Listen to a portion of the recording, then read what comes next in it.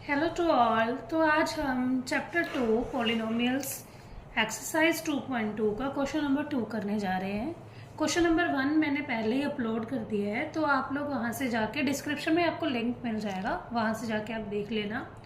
और जिसने अभी तक चैनल को सब्सक्राइब नहीं किया प्लीज़ सब्सक्राइब करो और वीडियो को पूरा देख के जाना, इससे आपको कंसेप्ट ज़्यादा अच्छे से क्लियर होगा। और अगर किसी ने 2.1 और 2.2 का फर्स्ट क्वेश्चन नहीं देखा तो प्लीज़ वो भी देख लेना, क्योंकि उसमें मैंने पॉलिनोमियल्स क्या होते हैं, जो सम ऑफ जीरोस और प्रोडक्ट ऑफ जीरोस का आपस में रिलेशन कैसे बनता है, वो सब बहुत अच्छे से एक्सप्लेन किया हुआ है, उससे आपको ज़्यादा अच्छा पता लग जाएगा।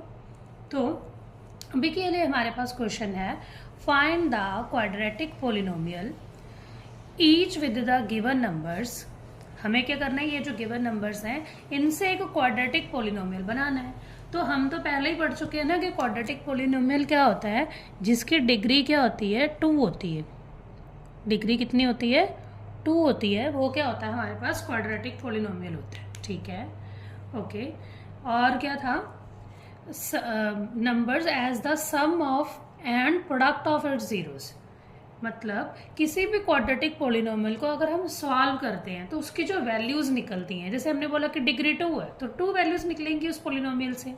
ठीक है, तो उसके जो जीरोज आएंगी, जैसे कि हम उनको वैल्यूज बोल सकते हैं, रूट्स बोल देते हैं, वो जो आएंगी उनका अगर आप सम करोगे तो 1/4 आएगा और प्रोडक्ट करोगे तो -1 आएगा। आपको ऐसा क्वाड्रेटिक पॉलिनोमियल फाइंड करना है।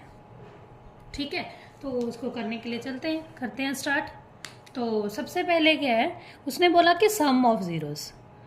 तो सम, पेन थोड़ा डार्क ले लेते हैं, ये थोड़ा ज़्यादा लाइट हो गया है, आई थिंक ब्लैक चलेगा।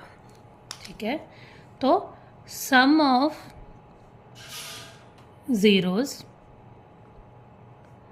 अगर हम ये मान लें कि जो हमारी जीरोस हैं वो क्या है, अल्फ़ा और बीटा है। क्या है, अल्फ़ा और बीटा। ठीक है, तो अगर जीरोस अल्फ़ा एंड बीटा हैं तो हम सम ऑफ जीरोस क्या लिखेंगे, अल्फ़ा प्लस बीटा लिखेंगे। और जैसे कि हमने 2.2 की फर्स्ट क्वेश्चन वाली वीडियो में पढ़ा था कि अल्फ़ा प्लस बीटा मतलब सम ऑफ जीरोस किसके बराबर होता है, -b/a। और दूसरा क्या था, product of zeros, product of zeros. और ये किसके बराबर था, alpha multiply by beta is equal to c/a। और ये b/a और c/a एक्चुअली है क्या, क्वाड्रेटिक पॉलिनोमियल की स्टैंडर्ड फॉर्म होती है ये, ax² + bx + c।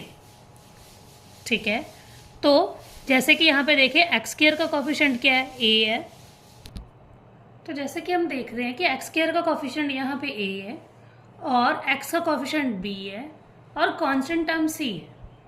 तो हम क्या करेंगे, यहाँ पे ये जो सम ऑफ जीरो जैसे 1/4 और प्रोडक्ट ऑफ जीरोस -1 दिया है, इनकी हेल्प से हम क्या b a और जैसे कि c a की वैल्यू यहाँ से कैलकुलेट कर लेंगे और इसमें पुट कर देंगे, तो हमारा क्या बन जाएगा, क्वाड्रेटिक पॉलिनोमियल बन जाएगा। ठीक है, तो सबसे पहले चलते हैं हम, क्या दिया हुआ है हमें, sum of zeros alpha plus beta, यहाँ पे लेट कर लेना, क्या क्या दिया, क्या हुआ है 1/4 और एक्चुअली में क्या होता है -b/a होता है। ठीक है, और अल्फ़ा इंटू बीटा दिया हुआ है हमें -1 और होता क्या है c/a के बराबर, constant term upon coefficient of x²। ठीक है, तो यहाँ से जैसे कि हम देख रहे हैं कि a की वैल्यू यहाँ से 4 दिख रही है और -b=1 दिख रहा है। और जबकि हम दूसरी इक्वेशन के पास जाएं तो यहाँ से जिसके नीचे देखो कुछ नहीं होता, जहाँ पे वेरिएबल वहाँ पे क्या हो जाता है, 1 हो जाता है। तो यहाँ से हमें a की वैल्यू अगर हम कैलकुलेट करना चाहें तो क्या मिलेगी, 1 मिलेगी। और यहाँ से c की वैल्यू क्या मिलेगी, हमें -1 मिलेगी।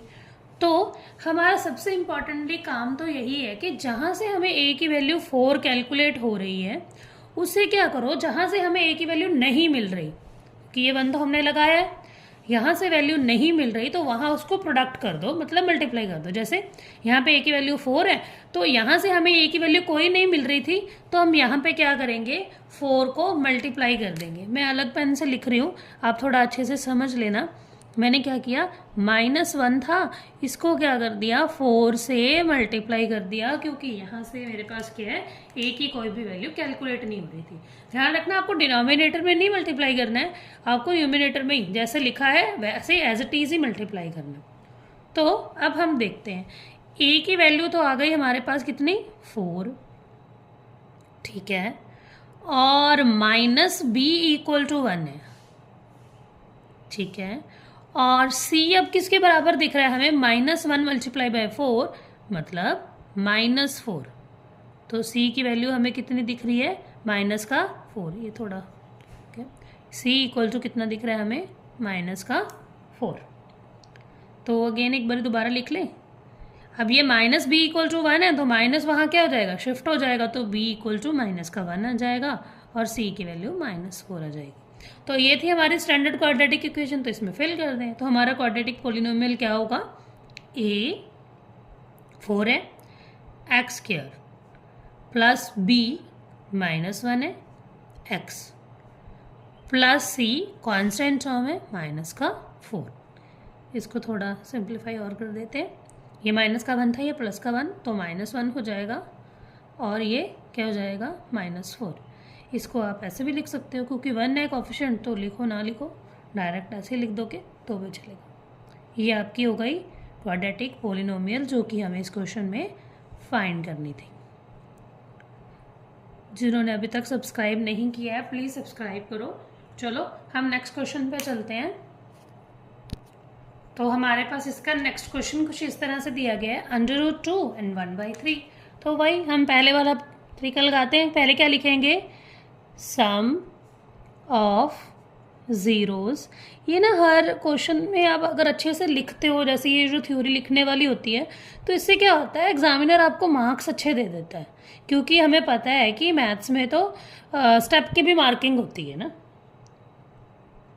हम पहले यहाँ पे मान लेते हैं, let alpha and beta are the zeros of equation that we are finding.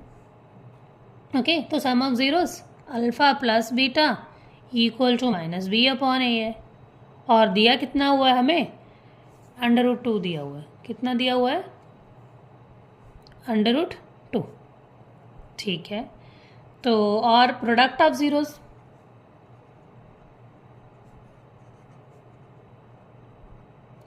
Equal to क्या है, alpha into beta equal to c/a, और दिया है हमें 1/3।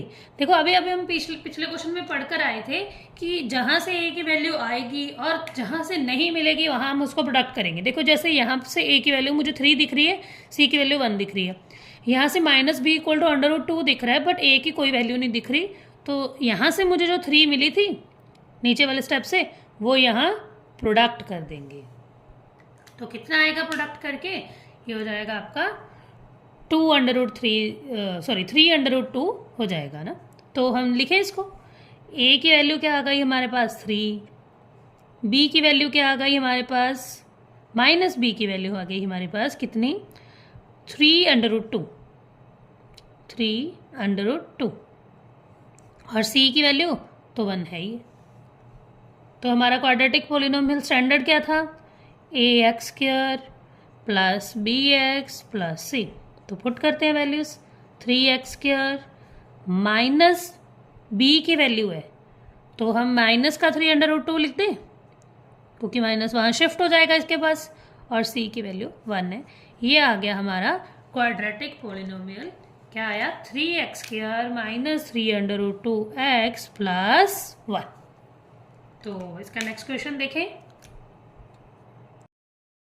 नेक्स्ट क्वेश्चन क्या है हमारा, 0 एंड √5। तो अगेन वही अल्फा एंड बीटा को क्या है, हम अपनी ज़ीरोज़ मान लेंगे, ठीक है।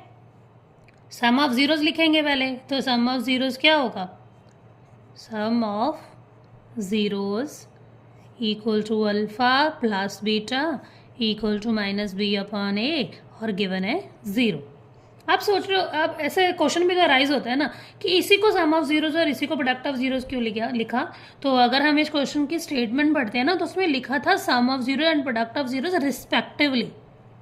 ठीक है, तो इसीलिए पहले वाले को हम सम ऑफ जीरोज के बराबर ही रखेंगे, उसको प्रोडक्ट ऑफ जीरोज नहीं मानना।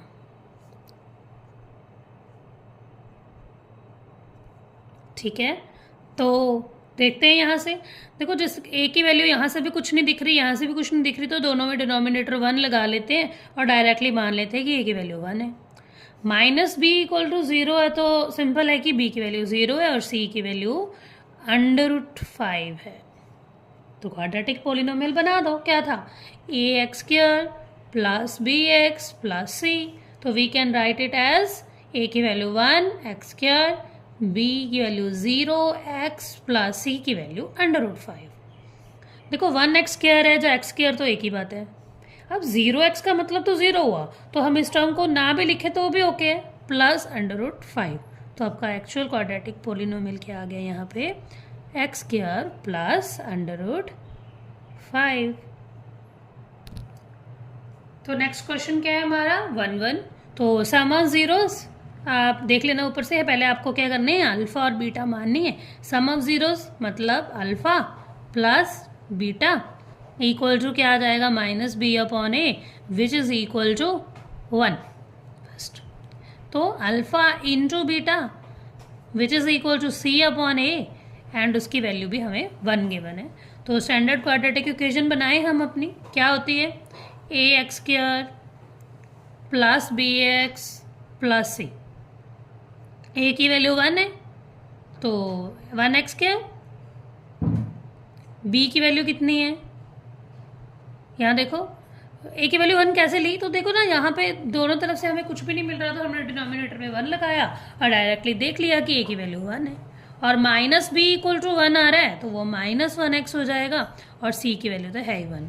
तो ये 1x² जो x² एक ही बात है, 1x जो x एक ही बात है, +1। ये आ गया आपका क्वाड्रेटिक पोलिनोमियल या क्वाड्रेटिक इक्वेशन जो हमें फाइंड करनी थी यहाँ पे।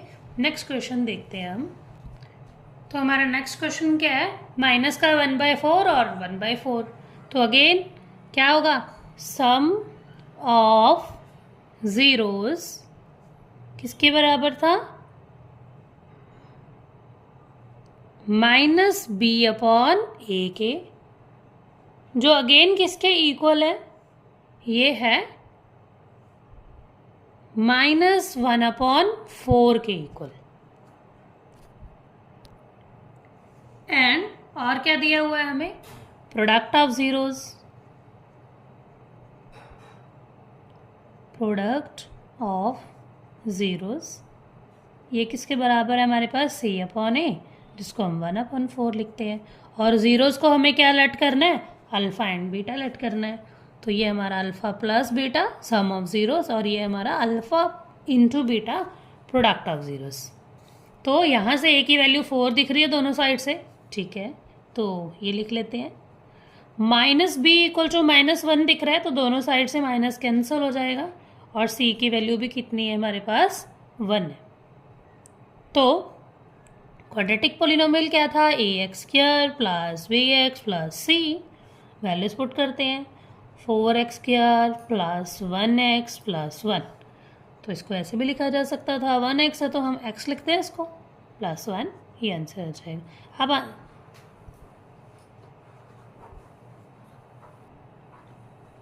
आप आंसर यहाँ पे भी छोड़ सकते हो, ये भी राइट आंसर है, बट क्या है अगर इसको और थोड़ा सिंप्लीफाई करके लिखते हो तो एग्जामिनर को पता लगता है कि आपको ज़्यादा अच्छे से आता है। तो नेक्स्ट क्वेश्चन देख लेते हैं आप।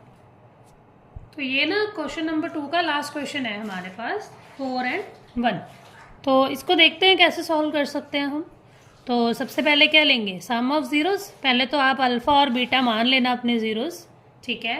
तो फिर हम लिखेंगे sum of zeros and product of zeros. तो सम ऑफ जीरोस को लिखते हैं, सम of zeros.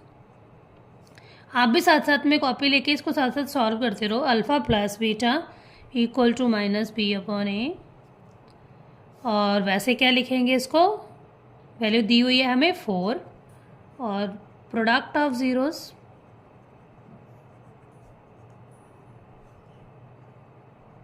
Alpha into beta equal to C upon A है और हमें गिवन है 1। तो यहाँ से ए की वैल्यू दोनों तरफ से हमें कुछ नहीं मिल रही तो हम 1 अज्यूम कर लेते हैं। तो ए की वैल्यू तो हो गई हमारे पास 1। बी की वैल्यू देखो माइनस बी इक्वल टू 4 है, तो बी इक्वल टू माइनस का 4 हो जाएगा और सी की वैल्यू कितनी आ जाएगी 1। तो हमारी स्टैंडर्ड क्वाड्रेटिक इक्वेशन में वैल्यूज पुट करते हैं हम लोग। क्या आएगी? ए की वैल्यू 1 एक्स स्क्वायर, बी की वैल्यू -4x प्लस सी की वैल्यू 1।